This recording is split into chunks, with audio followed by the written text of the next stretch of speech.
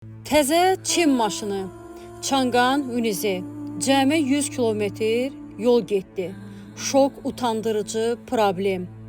Təcili servislərin birinə yaxınlaşdı maşın sahibi və görürsüz hal-hazırda videoda motor sökülüb yerə qoyulub. Bu Çin iqruşkası nə vaxta qədər alıcıları, sahiblərini incidəcək. Bilirəm, müvəqqəti çətinlikdir.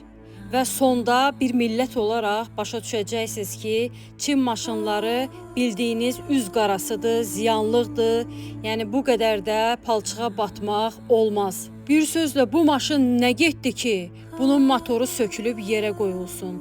Gəlin bir yerdə izləyək, baxaq, görək usta hansı məsləhətləri verir, problem nədir? Ekranda gördüğünüz Unizet avtomobili 100 kilometr məsafə gedib və motorun mühərrikində ikinci silindirdə pereboyuna bizə yaxınlaşıb.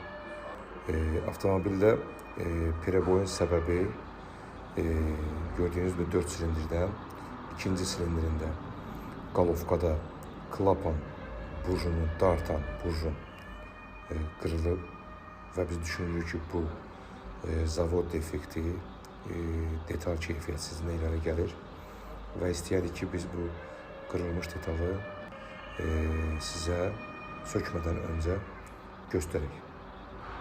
Baxın, bu Unizet avtomobilinin qalovkasıdır.